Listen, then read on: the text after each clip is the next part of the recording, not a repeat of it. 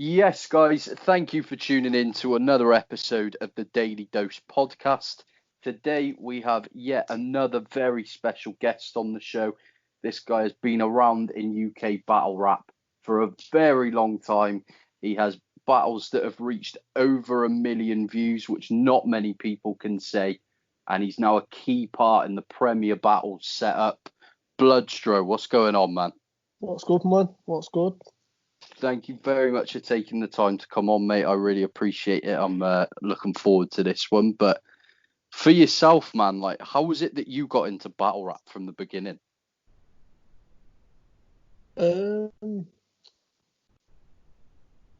Similar way to most people, really. So, obviously started off in high school. Obviously, one person will say something and you've got to clap back quickly.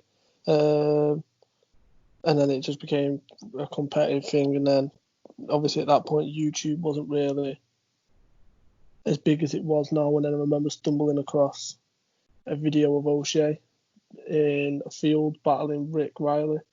This was like 2007-ish. Obviously, before that, I watched Jin. I watched a lot of Professor Green. And I just remember seeing this O'Shea battle. And then about a year later, was trying to find it again because I remember finding it funny. And then I stumbled across Don't Flop. And then, yeah, the rest is history. Nice, man. Yeah, do you know what? I think so. O'Shea is the guy that got me into battle rap as well. The first thing I ever saw was him versus Lego, so like early Don't Flop. But Yeah, I I don't remember think that. I'd seen him battle Ricky Riley, to be fair. So I'm gonna have to try and find it. But It's him. It's just him in a field in Liverpool somewhere. And that's literally, amazing. because the thing was, I remember, like, I used to watch a lot of Jin. You know what I'm talking about, Jin, don't you? Yeah, yeah, Yeah. So I absolutely. remember watching that. You say I'm Chinese, Sonny. Here's a reminder. Check your tins. They probably say made in China. Mm, And like I've just that's always stuck out to me. And then obviously I remember watching that on telly. And then I remember just clicking on YouTube one night, and then it just came up, featured, and it was just Osh. And I just clicked because it said versus, so I didn't know if it was going to be a fight or what it was. And I clicked on it, and it was battling each other, and it was hilarious. And then it took me months to try and remember what O'Shea was or what his name was, and I was trying to find it for so long, and then I stumbled across it again. And then then I started searching, then I went down a rabbit hole of Don't Flop, and I seen him against because it was DT initially at Brighton, and then I stumbled across like him and Chronicle at Blackpool, and then I went to my first event. nice, man. Yeah, so like, I mean, it's got to be a good sort of almost 15 years or so now then that you've been following it. Yeah, a long time. Amazing. And like with yourself, how long did it take before you decided to kind of step in the ring and give it a go? About 2 years. Nice. And were you making like music and stuff at this point or anything like that? In high school it was. So in high school I had a pretty decent buzz around. Like I was doing a lot of grime at the time, and I was getting quite a decent buzz around my area. And then it was one of them where I became such a big fan of it that I just thought, you know what, this is one for the bucket list. Like I've just got to have one battle before anything. Like I just want to have one battle.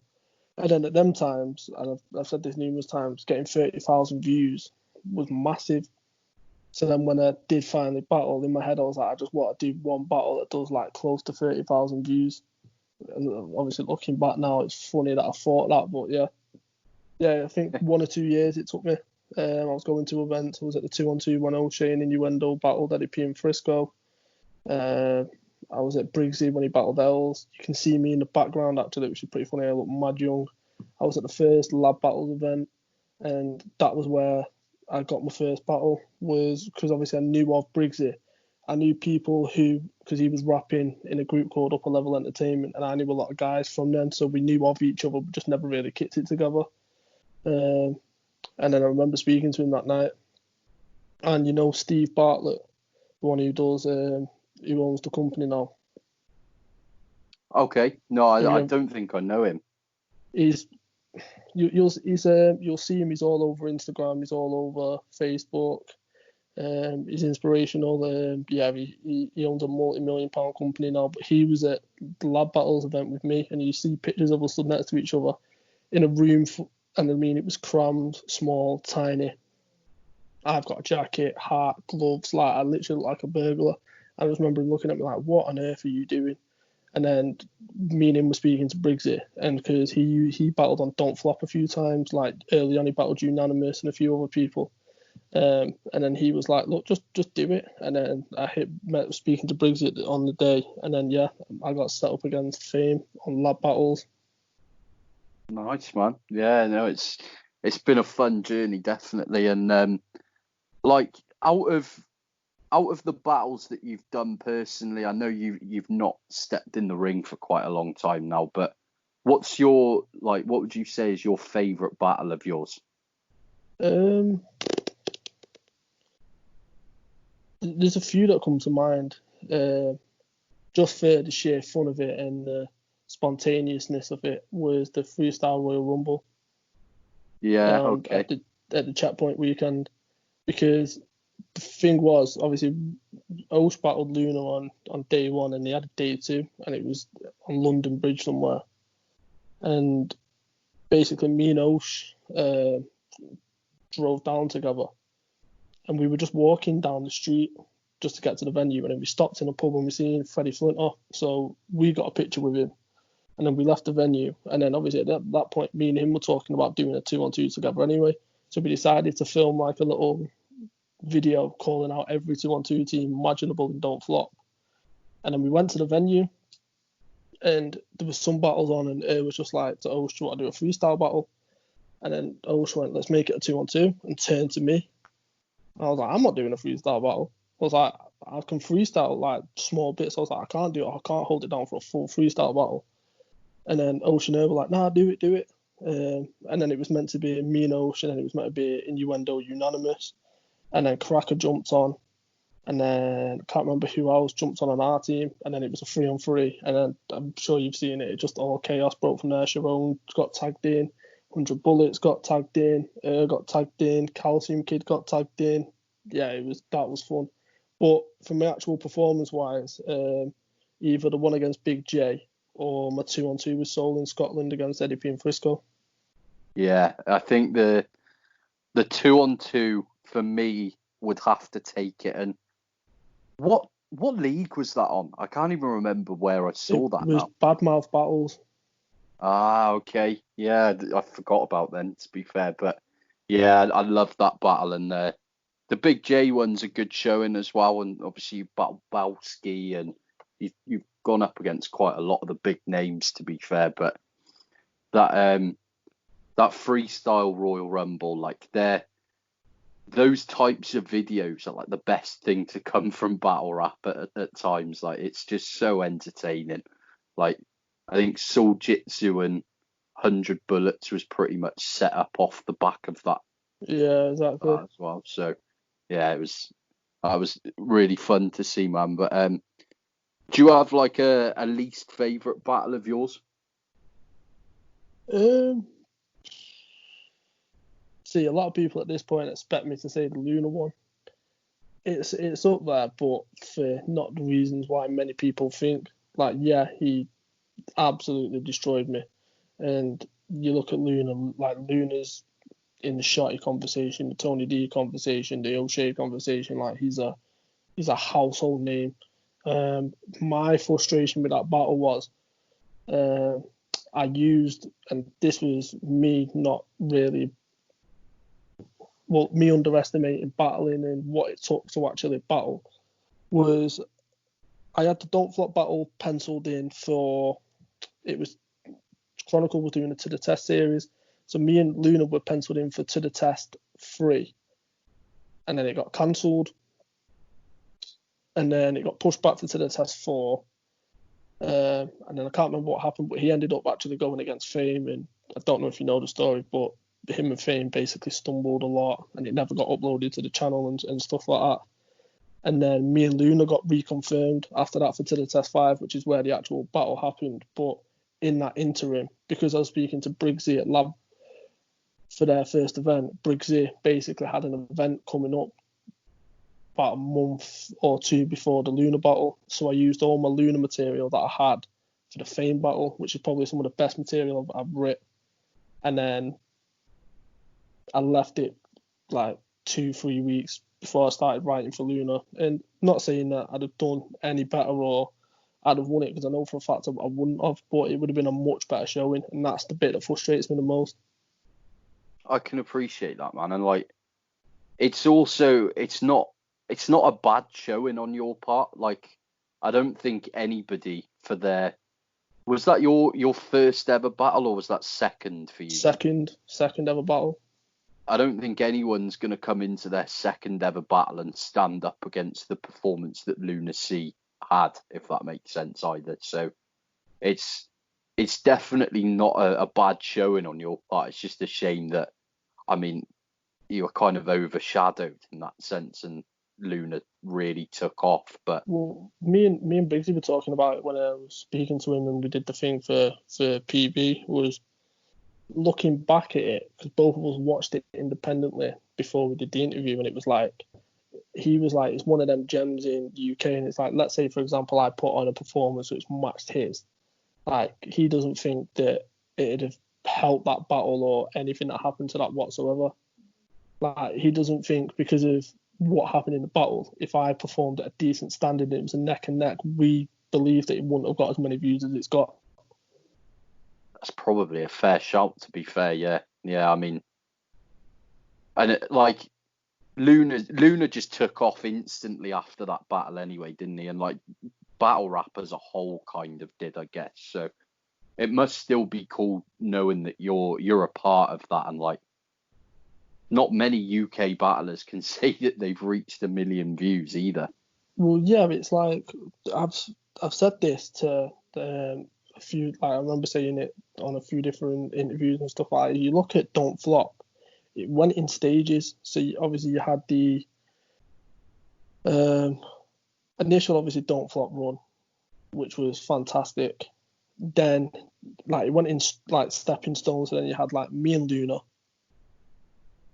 Like, then that elevated it, and then that went to Blood in the Water. You had Blizzard Mark Grist that kicked it on, and then the final nail in there where it just exploded was Shotty Arsenal.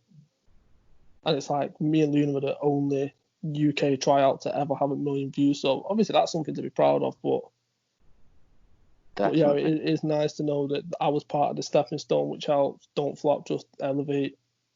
So yeah, that's nice to know. Of course, yeah, man, definitely. And like, with yourself, I mean, you stepped away from battling for quite a few years as well, and then later down the line, obviously became a huge part in Premier battles and everything that they've achieved. But what made you step away from battling at the time? So obviously, for those who follow me on my socials will know, but for those that don't, it was basically my 18-year-old little sister. So there was 18 months between us. She passed away unexpectedly, and it was one of them where we had coroner's court ongoing. We were trying to find out, because she was healthy, she was perfectly healthy, and we wanted to, obviously it was sudden. So as a family, we were investigating the hospital that she was at, what actually caused her to pass away so suddenly. So I spent many years doing that, and then at the same time I opened a charity foundation because she did suffer from mental health problems.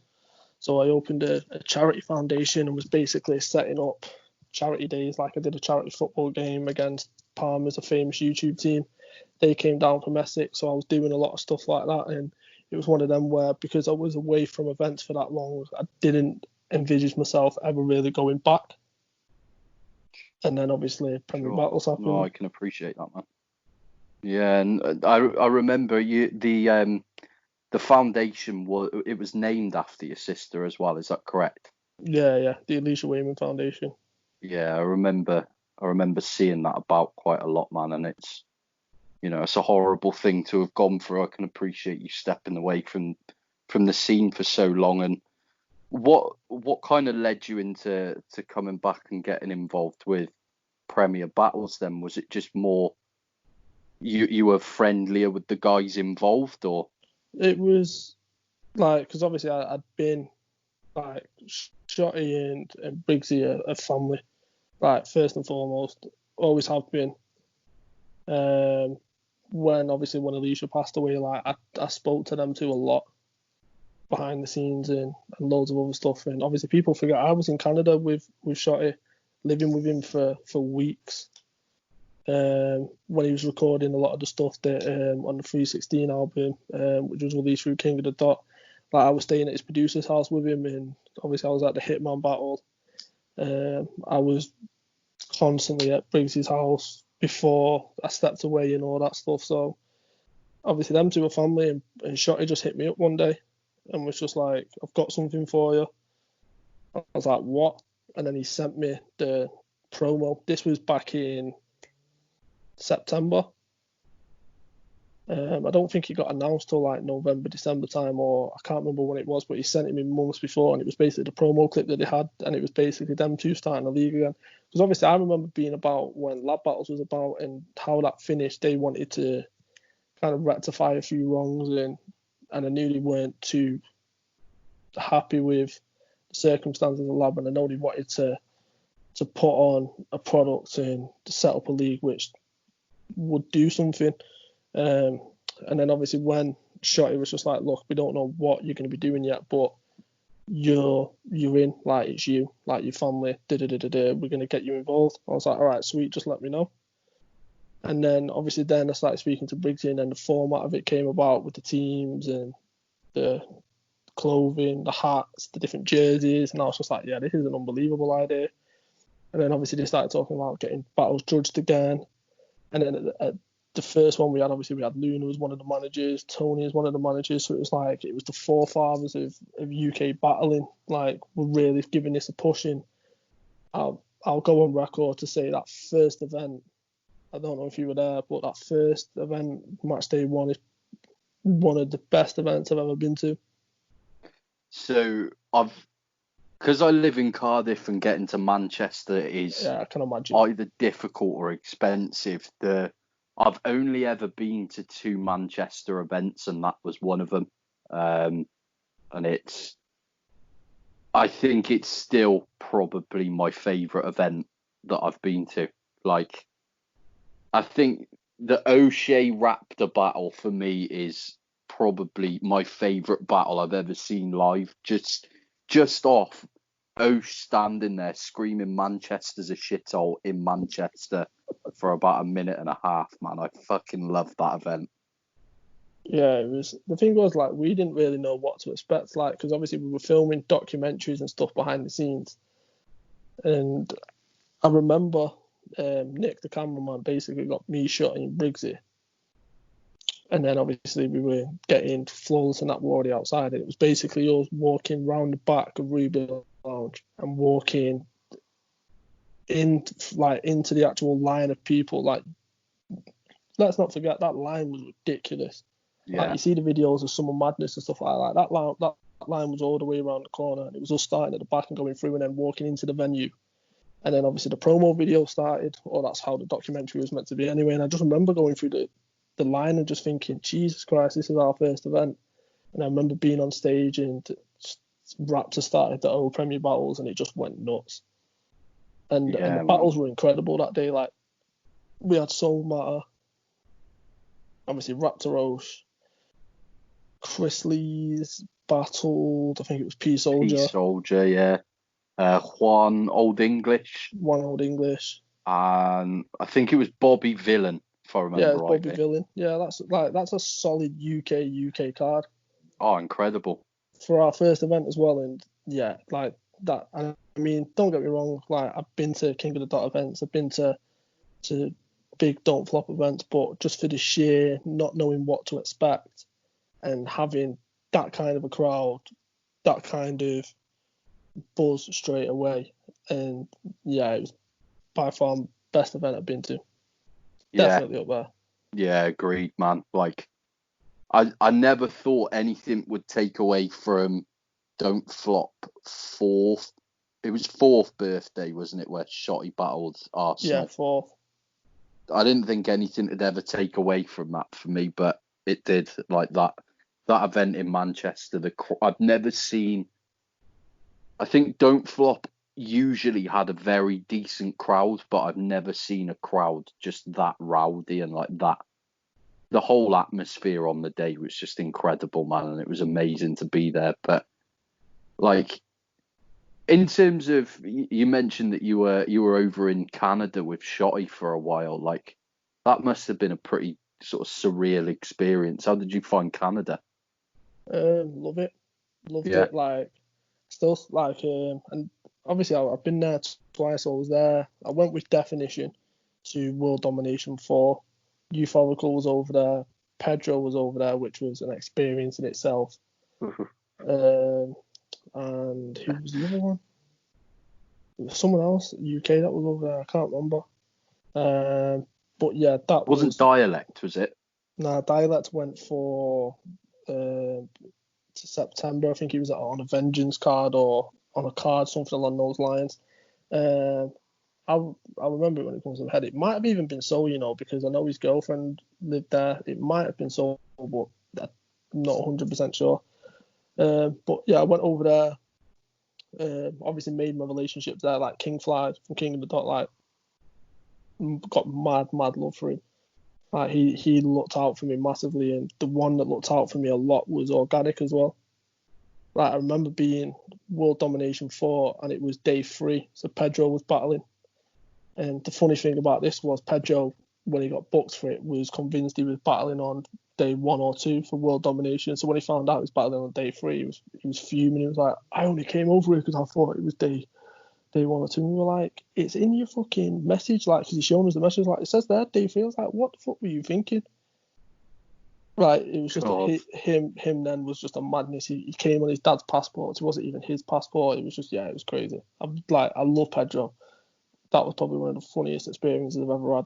What, he travelled to Canada with his dad's passport? Yeah. Oh my God. Like, mate, there's a lot of stuff that I'll talk to you off there. There's a lot of stuff that happened on that trip, which was just insane. But I remember being on day 3, and there was a VIP area, and obviously you had Ganic, Gully, Penn, all them lot. Obviously, Clips was there, DNA, Cortez was there, and I just went to the standard bar, and I just remember hearing, yo. And then I was just stood there, and then someone tapped me on the shoulder. It was Organic. He was like, what you doing? I was like, I'm buying a drink. He was like, nah, we got champagne and bottles of ice up here. He was like, come up here. And obviously at this point, like, obviously I knew I was commonly well known in the UK, but I'm in Canada, like, he didn't have to treat me like that, do you know what I mean? But nah, he looked after me, and then, like, I was speaking to Cortez, and me and Cortez struck up a good relationship. And then when I went with Shotty, that was just next level. Like, we got off the plane. The guy at customs knew who Shotty was. We were waiting for our bags. People were taking pictures with Shotty. It was just a different level. And then obviously I remember, because he was battling Hitman, I don't know if you've seen the behind the scenes video, but we were in the press conference, and obviously Drake was in there, and there was like a little corridor to go out, and it took you into the hotel lobby, and they cordoned everything off because obviously Drake was there. So 100 bullets basically turned around. I think it was me, Arsenal, Daylight, Soul, and someone else, and basically bullets went, I'm going to put the jacket over Shuffle's head and I'm going to run out with him so they think it's Drake. We were like, okay. So then we started filming. He did that. The whole place went nuts. They were like, and then he took the jacket off, and it was Shuffle, and they were booing. Like, you should have heard the noise of it. I'm crying. Soul's crying. Daylight's pissing himself laughing. So at this point, he was known as the prankster and the jokey guy. And obviously, you've seen that, and you could tell he was a bit fuming that he didn't come up with it. Arsenal's pissing himself laughing. Like, it was, that was a mad experience. And that's when I met Head Ice for the first time, and love Ice. Such a cool guy. Yeah, I can imagine, man. And I don't know why, but I feel like I've seen that clip of Bullets putting the jacket over Shuffle. I think Don't Flop might have done like a behind the Yeah, scenes. they did a behind the scenes thing, and one of the things that's on the behind the scenes thing, and I still got shit for it now, was I've always been that guy where I'm just naturally warm. So in Canada it was like -12, snow was up to your ankles, because obviously it was late January, February, and it was -12, and I was just walking around in a jumper. Or them, man, like even the Canadians had like big jackets, big coats. All I wanted was gloves and a hat, like a bobble hat. And on the video, you see us walking through Toronto, and like Canadians, like Sharon was just like, "Yo, why have you not got a coat?" I'm like, "Because I'm warm." Like that's all everyone said to me, and even now to this day, like Shotty still was like, "I can't believe you were walking around like that with no coat." Yeah, I think I remember that as well. Like that, seeing you on the footage like that, and I'm similar. Like I won't wear a coat unless it's like seriously cold. But I mean, Toronto is seriously fucking cold, man. I don't know how you did that, but it's it's weird hearing you say that you're constantly warm when I think for the first kind of 2 years that I was aware of you, I didn't see you without a beanie on. You Yeah, were no, always indoors. yeah, this is what I mean. Like I just went through a stage where I always had a beanie on. I don't. It was like a comfort thing more than anything. But I would wear beanies in the most ridiculous circumstances, like the lab battle situation, like I mentioned. Yeah, it's just I don't know what the hell I was thinking. No, man, but yeah, I can imagine Toronto, like especially spending like such a big amount of time over in Toronto. That must have been sick. And like Shotty's like borderline celebrity over there now, right? He's huge Oh there. no, you've like I knew he was big because obviously he had the dead mouse joints, um, and obviously he was when he battled Nestle. Drake was at the event. Obviously Drake when he battled Hitman at the press conference basically said the winner gets 10 grand. Like Shotty was massive over there, like huge over there, like superstar. Like when you're walking through customs and the customs officer goes, "What you here for?" And obviously we're like, "Oh, going to a stay at friends." And he's like, "No, you're battling. You're Shotty Horror." And we're like, "What?" And it's not even the custom guys that we're talking to either. It's the guy that's next to him on the other customs booth. He's basically shouting over like, "No, let him through." And we're like, all right, okay. So that blew my mind straight away. And then obviously when we're waiting for bags and people are taking pictures with him, going out to restaurants and people are taking pictures with him, it's like, yeah, he's a different level over there. I've never experienced anything like it in my life. No, that's crazy, man, and it's amazing to see as well because like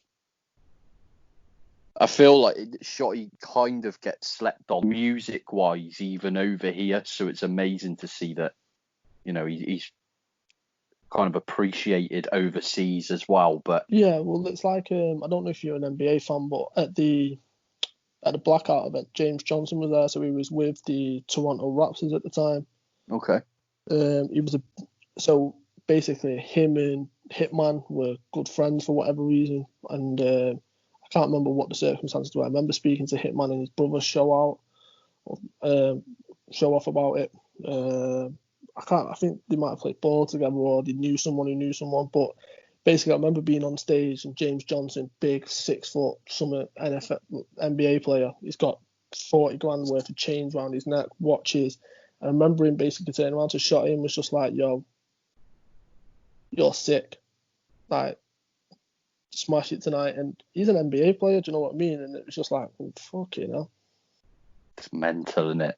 I Yeah. don't know. I don't know how he puts up with it. To be honest, like I think if someone of that stature said that to me, I'd crumble instantly. But fair play to Shotty. I mean, he's built for it, and he as well. So, but yeah, I mean, that sounds incredible, man. And I mean, just on the standpoint of Premier battles, like the amount of fucking shit that you guys have been through, like you, Briggsy, Shotty, and everyone involved, man. Like from a fan standpoint, anyway. Thank you all for like what you've done. Like it really has been an amazing journey to watch, and like for you guys to still have the energy to keep putting events on it's incredible, man. So The funny been thing is, amazing. with that, obviously, thank you, but like the recognition needs to really go to them too.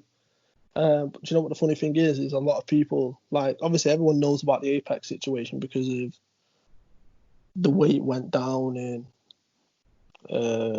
obviously the circumstances, and obviously we were very vocal with regards to JC and T-Rock and stuff like that. But so no one really knows about the first All-Star game, which is so this is not even a lie. Every single event that we've done since the start, something's gone wrong, and it's something's pretty big's gone wrong. First match day, there was something wrong with the main camera. I can't remember what it was, and basically I think it was me and Bagnall were running around Manchester trying to find certain thing for a camera. The next match day, similar thing happened. There was something wrong with the venue at the time, and something kicked off with the manager, and all that stuff happened, and the event nearly got shut down. I think that was the second event. And then the All-Star game, obviously we booked Dream Battle, which everyone wanted, which was Soul and Omac. And 5 days, I think it was 5 or 3 days out from the event, the sponsor who was basically sponsoring the entire event pulled out. We had no money, nothing. Right. Ilmac's flight was paid for, Low Soul's flight was paid for, but we didn't have the fees to pay them after the battle. We didn't have nothing. And I just remember speaking to Briggsy on the phone, and we were just like, what the fuck are we going to do? And somehow we made it work. So that helped massively when Apex went down. Like, even after Apex got sorted, like, Madflex had problems with his flight. There was a tornado, I think, that was going on in Florida or something like that, and basically he had to fly from there to Paris, go from one side of Paris to the other airport, and then get a plane from Paris to Manchester, and he got there just before the event. Right. So we had to rebook his flight because it got cancelled several times, and he kept, because he lived near the airport, he was fine, so he was going to the airport where he lived. I think it was San Jose or something like that, and then they were telling him no, the flight's cancelled, and then we were having to try and rebook him another one. Yeah, it was insane. But yeah, every single event something's gone wrong. So, and then now that we're trying to do big events, coronavirus kicked in. So yeah. Yeah, I know, mate. And it's honestly though, even with all of the setbacks as such, you guys have always pulled through it. And like, for me personally, and I think quite a lot of people would agree with me, like, it's a bit selfish, I guess, like, only off my personal taste, but what you guys did with the replacement card for Apex, I actually preferred to the original card, to be honest. I mean, I think it would have been incredible to have seen Shotty return in Manchester at the time, but for me personally, like, I'm not a big Tay-Rock fan in general. Like, I'm not a big JC fan. Yeah, whereas I'm a huge like Madflex fan and Real Deal and people like that. So when obviously when we were putting the card together, it was initially Shotty and Lux. Yeah. Contracts were sent to Lux. He was taking days to come back to us. He wanted changes on certain things on his contracts and whatever, and Briggsy was sending them back. It was going through lawyers and stuff like that, and he was just taking forever. And then I just remember Shotty saying, like, look, we need to move on, like, this isn't going to happen. And then when we basically confirmed Tay-Rock, I think Lux got back to us and was just like, we're doing it. And we were like, so unfortunately that didn't happen. JC was one of them where Tony's return, that one made perfect sense. And obviously, unfortunately, he's the scumbag that he is. Twerk was massive at the time, and it was just like, and Briggsy said it today on the chat that he had with all battlers, fans, and league owners, was our thinking behind that was just make a massive impact and just blow up off this one event and see how far we can push it. And unfortunately, it backfired. But yeah, like, the replacement card was chiller.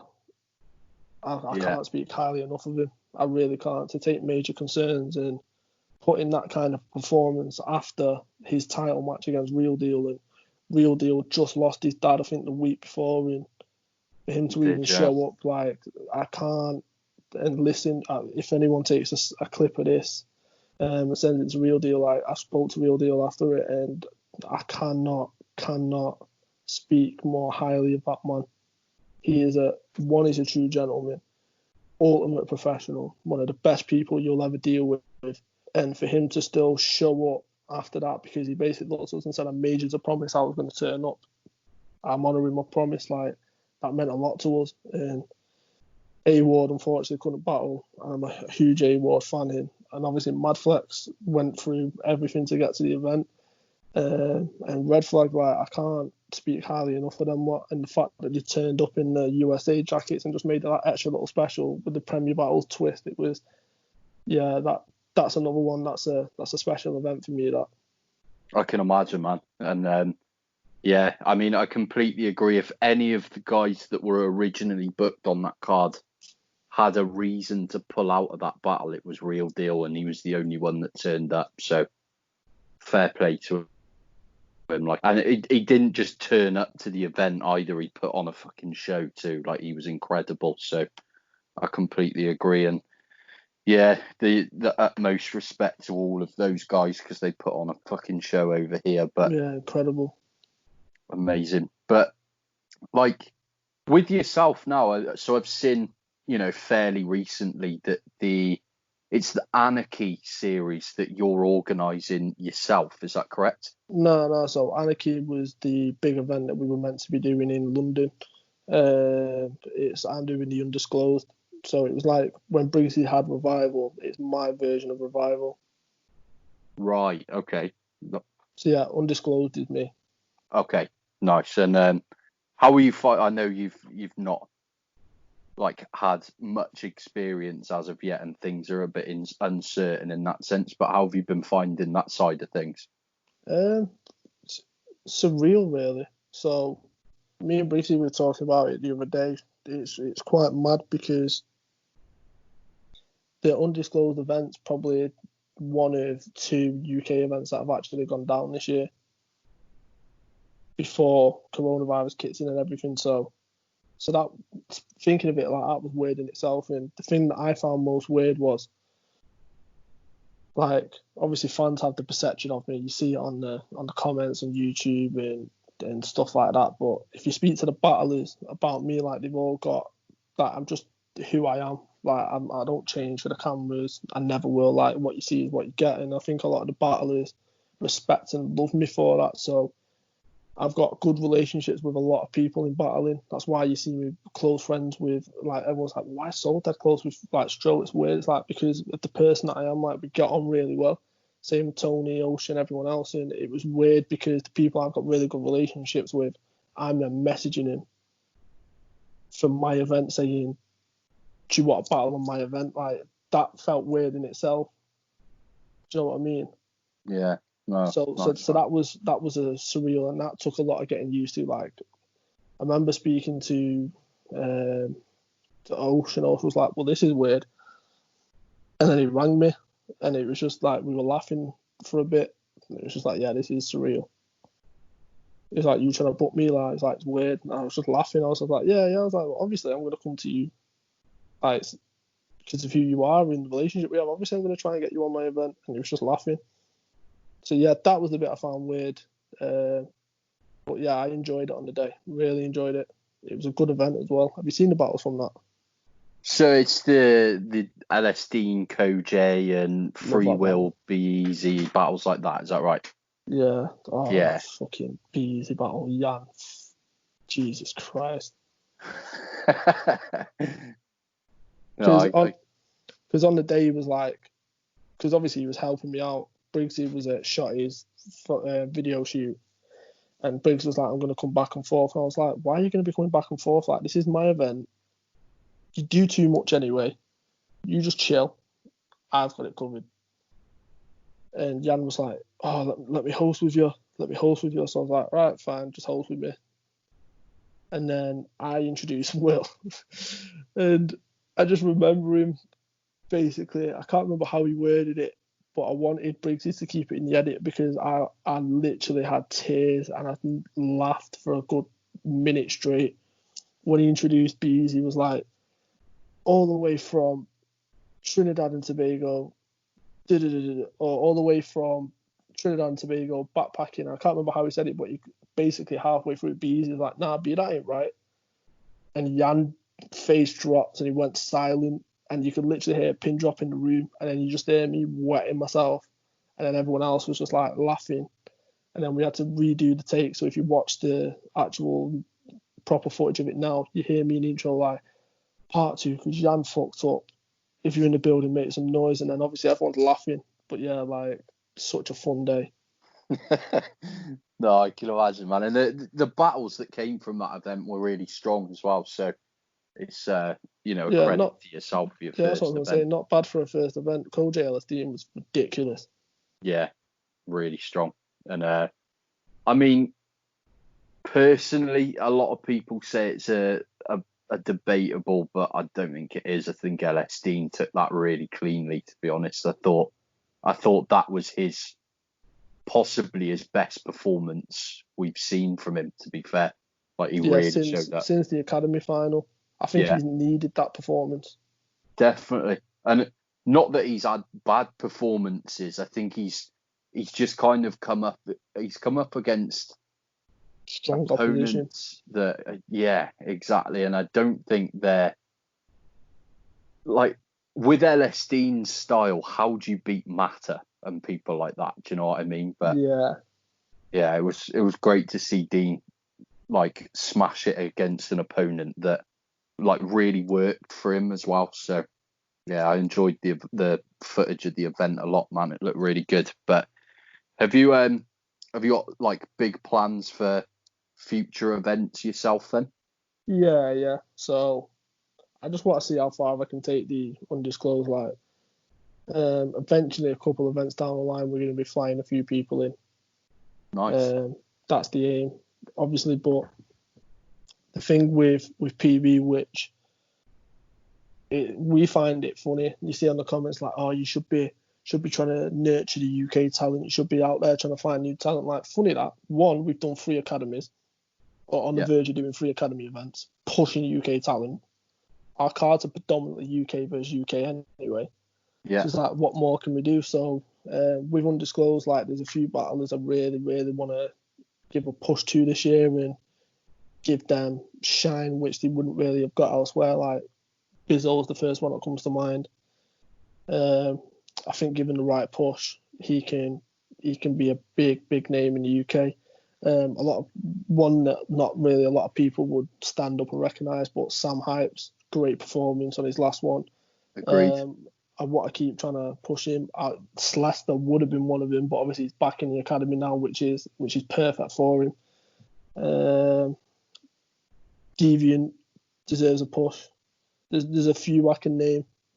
So my aim is just to basically build my own like pool of battlers, undisclosed battlers, shall we say, and just give them the push that they deserve and see how far I can take it. And at the meantime, try and find new battlers as well. Yeah, I like that, man. And me personally, like, I agree with you. Like, the amount of times you see people saying we need to like push more UK talent and stuff, like, you guys must have done a good 6 events before an international was even booked. Like, I don't see what it is that people have to complain about on that front, but it's definitely a good plan with the undisclosed thing. Like, I think there is, over the last 2 years, I think anybody really that's made it through to the last 16 or so at the academy, generally speaking, is good enough to step on the stage now. So people like Sam Hypes and even Yanif, like, I think Yanif's getting better with every battle. Like, yeah, I was gonna touch on Yan in a second, but like, the thing is, because obviously I'm helping with the academy, like the academy's me and Briggsy, and it has been since the first academy. it's with the account I'm keeping in a lot of, so there might be a battler who might go out, but I really like him and I think he's got mad potential, and I'm not against putting him on the next undisclosed. No. Do you know what I mean? Yeah, I can see that. That makes sense. So it's like, so obviously you've got Team Milky, Team Dean. That's going to be fun. But if there's a battler there who goes out who I think has got mad potential, 100% I'm up for putting him on the next undisclosed card. I'm giving him another shot. And Jan, Jan is getting better every battle. The thing that has let Jan down is himself, and he knows this. Yeah. Is unfortunately people have got this persona and this image of him, and I've spoken to him openly about it because I've been there. Everyone envisioned me as that over aggressive dickhead when I battled Luna, and people who know me inside the scene know that's not me. But I've had to live with that for years, and I went away, came back, I was off social media for a time, and me coming back to Premier Battles, and then people got to see who I am as a person, and obviously the circumstances that happened with my little sister and how I dealt with that. Like, a lot of people got a lot more respect for me, and I've had these conversations with Jan where I've just said to him, look, just focus on yourself for a bit, like stop being the brunt of everyone's jokes, like you're better than that. And Jan will come back swinging. Jan has got potential, and he is getting better and better every battle, and he knows what he needs to improve on. And when he gets it, he'll be a good force. Definitely, man. Yeah, and he's like I think the reason that he struggles is he was trying to be Yanif outside of the ring as well, if that makes sense. Like the way he was on the forums or whatever. Like, to be honest, I've not been in the forums for the last few years. I've only just got back involved, like to try and promote the podcast a bit. But even still, I've kind of heard the name Yanif just from people talking about him, if that makes sense. So he's kind of dug a hole in that sense, but he seems to have calmed that down. Yeah, you can look at it two ways. Like, some like glass half full, half empty. Do you know what I mean? Like, some people can be like, oh, he's dug a hole, whereas he's got more eyes on him, which a lot more. So, for example, you could take a battler who's really, really solid, but's got no buzz around him, so no one really watches his battles. Do you know what I mean? Whereas people are tuning in for Jan because you either want to see him get beat because you just don't like him in the forum or whatever. Or people are like, he's talking a lot, let's see how good he is. So the thing with Jan is he's going to have naturally more views than a lot of other battlers because a lot more people know of him. Do you know what I mean? So that's kind of helped him in a way. Now he just needs to really hone in on his craft.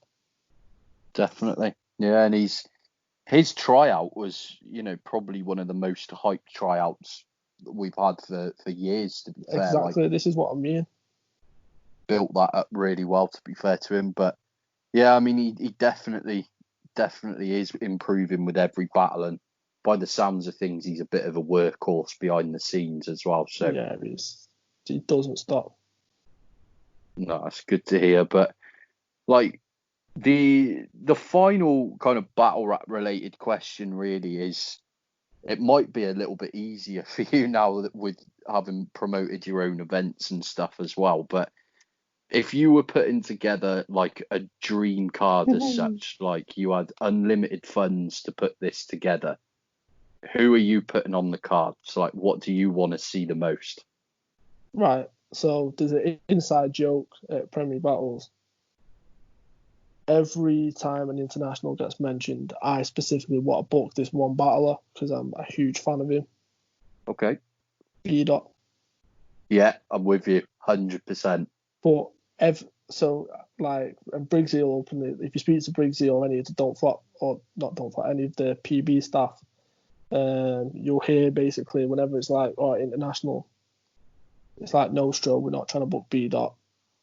Don't even think about it. And then I'll just mention him anyway because like I really want to get him over to the UK because I'm a massive fan. So he'd be one I'd bring over.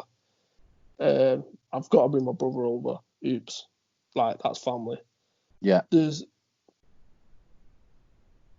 He's probably, like, when I say, like, for life, like, I still speak to him on WhatsApp now. when he was meant to be over for the no lose chat card, like he was planning to basically come down to Manchester and chill for a few days. Like, yeah, that's family. So definitely get him back over. Real deal, 100%. Like, cannot speak highly of the man. Someone who I'd love to book, which is a dream battle of mine, is 360. Okay. Yeah, I've not seen him for years. I don't even know if he still makes music anymore. I would love him and O'Shea. Yeah, that'd be amazing. Dumbfounded against Luna. Yeah, I like that. I think that was meant to happen, right? Nah, so I know at one point DNA and Luna was in the talks. Do you know what's mad? Me and Luna nearly did a 2-on-2. Did you really? So one of the, I think it was to the Test 10 when it was in Leeds, and basically me and Luna were stood on stage, and Blizzard and Seuss were on the other side of the stage, and we were shit talking back and forth, and they were like, "We'd smoke you two in a 2-on-2," and me and Luna were like, "We'll do it then." Imagine how fun that would have been. That would have been amazing. What else would I do? So I'd do O'Shea 360, Oops and B dot in a 2-on-2. Don't know against who. This one hurts me to say because we actually had it booked. The Shufflo against Saurus and Olmac. Yeah, I know, man. If Apex wouldn't have gone down the way it was, you'd have had Shufflo against Thesaurus and Olmac by now, and you could have watched it and everything. So yeah, that one hurts. So I'd definitely do that. I'd get Math over. Yeah. A lot of the old school, these are people that I really fuck with. Like I'm Head Ice. Yeah, Head Ice and Math. I don't know who else who I'd put them against, but yeah, I'd definitely get them two over. I still really want to see Math Shocks, to be honest. Yeah, that's you know what? Head Ice against Tony. Nice. Shocks against Math. Yeah, I like that. It's a crazy card, to be fair, man. And yeah, I mean, Oops came over for the recent All-Star game, and it's a real shame that obviously Villain didn't really show up on the day, because I think if Villain had come even semi-decent, like that's a very rewatchable battle. Like, yeah, Oops was A1. Oops was so good. That whole you're albino, I'm a black man from America, we've both got a skin condition. Like, I remember just in the room at the time, I thought that was bar of the night, to be honest. I thought it was incredible. Well, the funny thing was, like, I was in the hotel with him the night before, and we were all in the lobby. Like, John was in and out. Real Seek was there, and he didn't have a third round at that point because, like, he puts certain things together on how he feels, and he's that talented. Like, he can just do it. And I remember him coming to me in the morning, like, I've got the third. He was like, it's a concept. So I was like, I know it's a concept. Like, I've been a fan of yours for a while. Like, I know it's going to be a concept. And yeah, he was phenomenal. Real Seek was ridiculous. Yeah. For me personally, like, it's got to be Shotty for performance of the night. Oh yeah, hands down.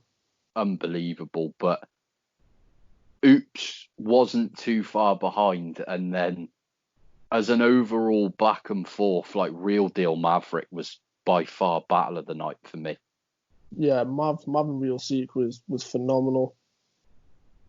Amazing. Yeah, I mean, it's such a shame that both Mav and Milky are both no longer able to battle, but I mean, I think Mav especially was.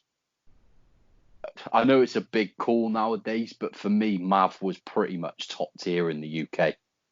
Oh yeah, Mav could have gone on and done some really, really good things.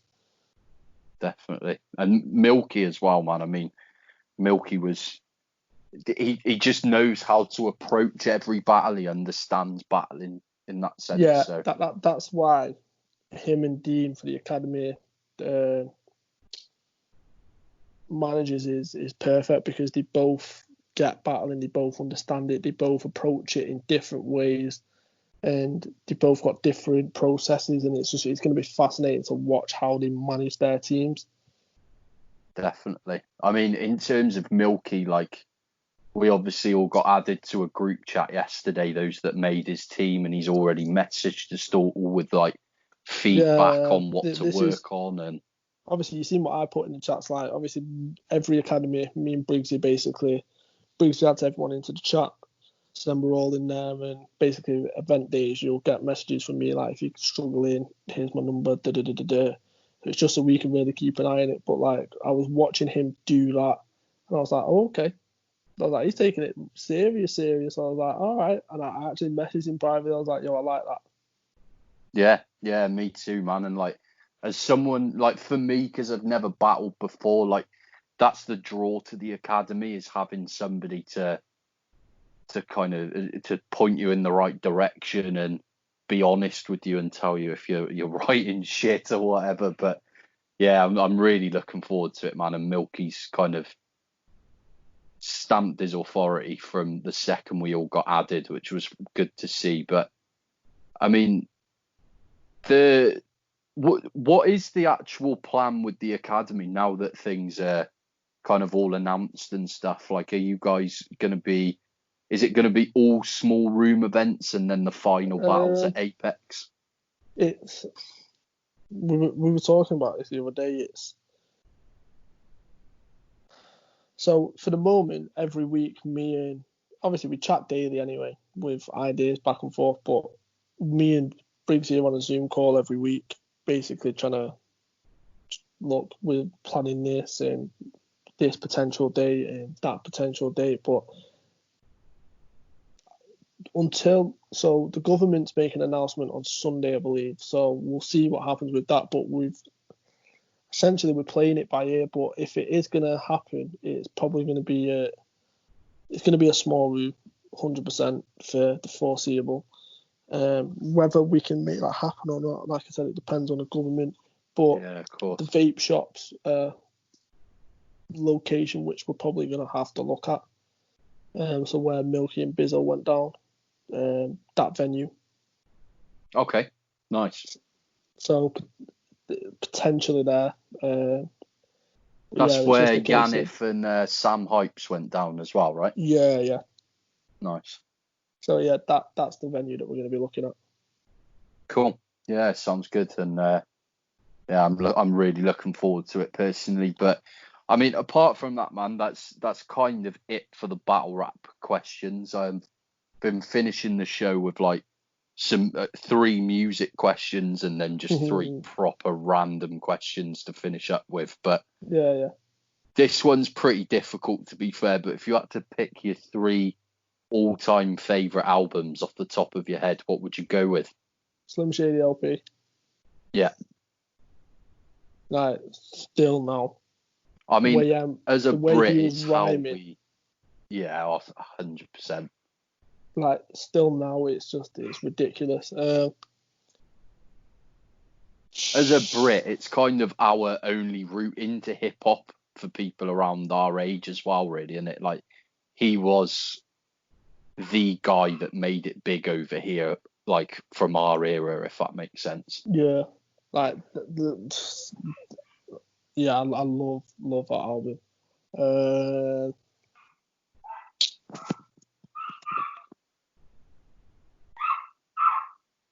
was trying to think, like, because there's great albums which, like Illmatic, for example, like, but the stuff that I like, don't get me wrong, that's a phenomenal album, and I bump it a lot and I listen to it, but I've got such a soft spot for weird albums, like, for example, Slaughterhouse, Welcome to Our House.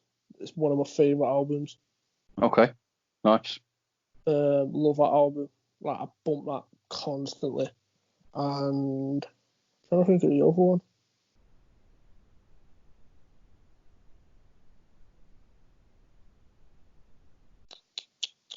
Probably Dre. 2001. Yeah. Nice, man. Yeah, those two have never come up before either, so it's a good answer. But like, what would you say is the best live act that you've ever seen in terms of like gigs or shows that you've been to?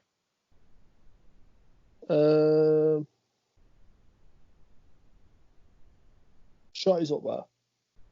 Yeah, That's not me being biased. Shotty's a rock star. Shotty's up there. I've heard, man. I've still not made it to one of his shows yet. Unfortunately, I need to, but Yeah, yeah, I've heard. he's a show stealer. Like there's just nothing that man can't do. And like I said, that's not even me being biased or anything. Like for those who have seen him live, you'll know exactly what I'm talking about.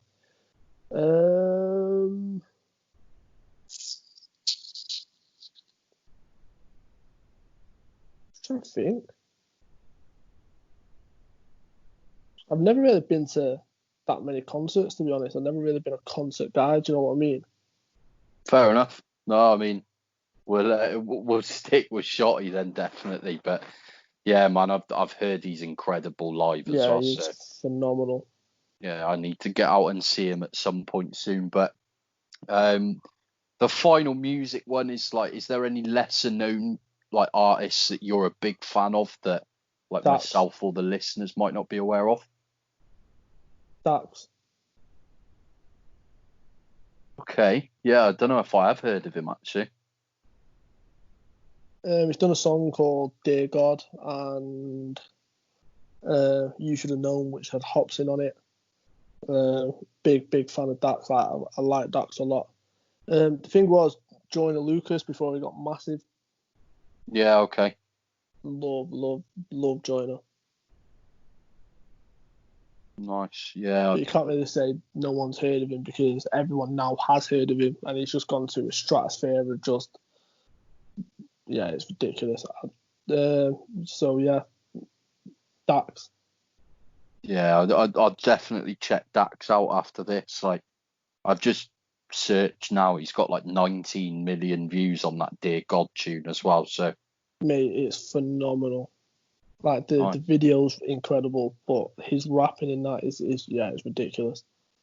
Nice, man. Yeah, I'll check that out straight after this. But in terms of the final questions, like, I'm pretty sure I know the answer to the first one, but have you got a favourite sports team? Yeah, Manchester United. Never in a million years. Thank God for that. Yeah, Liverpool. Yeah, me too, man. And the one year that I thought it was our year, and it might not be our year anymore. I don't know what's going on, but No, I'll chat to you afterwards because obviously I've got the show from the Third Eye View, which is me, Flawless, and JV, which is on radio. So we're on a predominantly music station, but obviously we've got a football show on there, which is one of the biggest shows that's on there. And obviously we're doing a lot of stuff where. Have you seen the Redmen TV? the YouTube channel. Yeah, so I've got Chris from Redmen coming on the show at some point. Okay, nice. We're doing a lot of stuff with United Stand. So we've been on Aaron from United Stand show, Saeed, Nuruddin, like we're with them constantly. So they call me Statman and they call me government official because I'm basically putting stuff in the chat about what's going to be happening with the Premier League, which hasn't really been announced yet because I'm seeing it through like different sources and different people that I know. So after this, I'll explain what looks like it's going to be happening, but it's all looking good for us. Let's just put it that way. Happy days. I hope so, mate. But are you into any other sport at all? Yeah, UFC. Like me and Soul have had a 2-year bet, we just can never get it finished. So the bet was every main UFC card. So he'd have first pick, then the next event I'd have first pick, and it was basically is from the main card. If there's 5 fights on there, we had to pick a winner for all the 5 fights, and at the end of the year, whoever had the most victories won the bet. And I think it was like £300 bet, 150 each. And it always got to the point where we'd be like 6-7 events in, and it would just stop for whatever reason. Right. So we can never get it finished, and it's frustrating me because I was winning. Fair. No, But the thing was, it was close. Like I was only winning by like 1 or 2. Because obviously we've watched UFC for a long, long time. But yeah, UFC, and recently in lockdown, I appreciate NFL a lot more. Like I've been watching a lot of documentaries on Amazon, the All or Nothing about NFL teams, and I've just randomly started watching NFL documentaries. So I'm quite hooked on NFL at the moment, which is weird. do you know what? I'm the same, man. Like in the last season, in terms of football, like obviously they started doing the NFL show straight after match of the day. Yeah. So like I kept finding myself watching it after having match of the day on without really kind of realizing that I'm watching it, if that makes sense. And I've ended up getting really into it as well. Like I've started following it pretty much every week kind of thing and Yeah, watching that's a what lot I'm of doing games now. and stuff. But yeah, have you picked a team? See, I like for example, I love.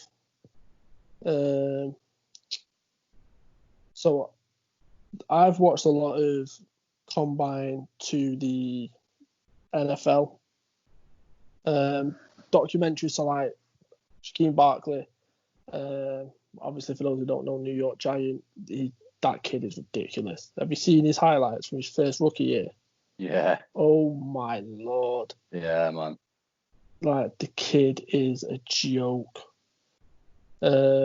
And then the one, so when I was watching a documentary or All or Nothing on Amazon, I was watching the LA Rams one, and there's one player who I absolutely love on the LA Rams, and I think he's just signed a new like ridiculous contract, but you watch him on there, he's a leader. It's Aaron Donald. Absolutely love him. Okay. Love him. I've not watched a huge amount of him or like the Rams in general, to be fair, but I think he won NFL Player of the Year last year. Do you know, like when shit. when they do top 100, I think he was number 1. Fucking hell. I didn't expect that. I mean, last season was the first year I kind of got into it properly, so I'm still getting to grips with the rules and like all that kind of stuff, because it's like nothing that we've got over here in it. But I just assumed that Mahomes would have been number 1 pick, because he's something else as well, to be fair Oh to yeah, him. ridiculous. I've just had a look here. Aaron Donald, number 1, top 100 players, 2019. Jeez, that's mad. Yeah, he's phenomenal. Fair one. Yeah, no, it's an awesome sport, man. I'm into it myself now, so I'm trying to find someone. I've just bought the NFL game on PlayStation as well, so I'm trying to find someone I know that's into it as well. But yeah, big fan. But apart from that, like, if you could pick anywhere in the world for your next holiday or trip abroad, where would you go? Like I loved Toronto. Loved my sister lives in Australia, so I went to see her a few years ago. Loved, obviously before I had my little one. Loved Australia. Sydney is it's beautiful. Yeah. I really want to go to New York.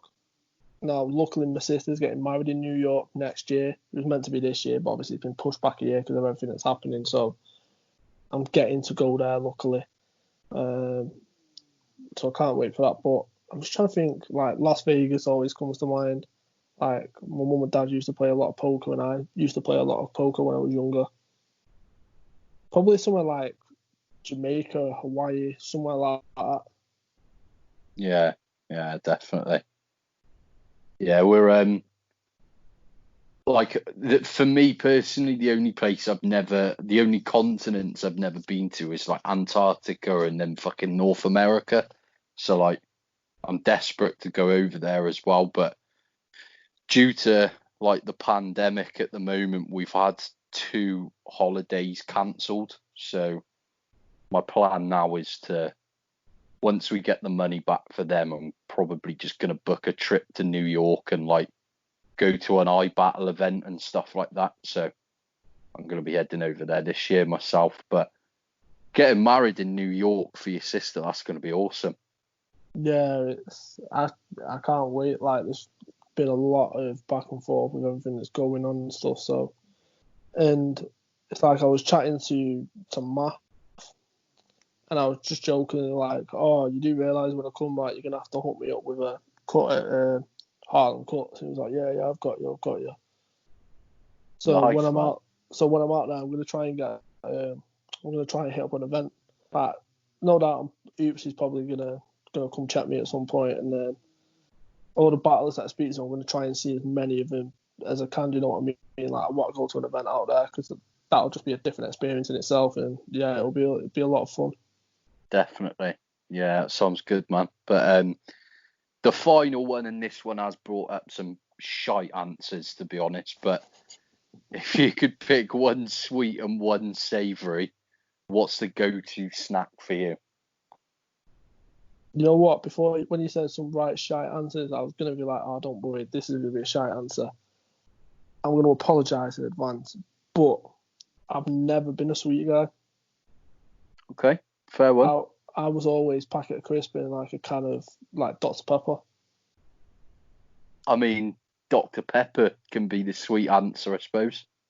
Yeah, like literally, if I was to go on video chat with you now and I was to go show you my fridge, it's just full of Dr Pepper cans. Nice. Yeah, no, I get it. I'm a fan. But are crisps the go-to then? Yeah, pretty much crisp and biscuits. And what flavour? Um, what's the sauce? Yeah, all right, left field. I like that. I mean, yeah, I mean, I'd rather people say that I don't have a sweet, like I don't have a favourite sweet snack than like LSD and say chocolate coated raisins. Like that's just fucking wrong. But Yeah, yeah, no, it's like because another thing, like when I was younger, I used to have soy milk because I was okay. lactose intolerant, so I don't eat chocolate. Ah, fair one.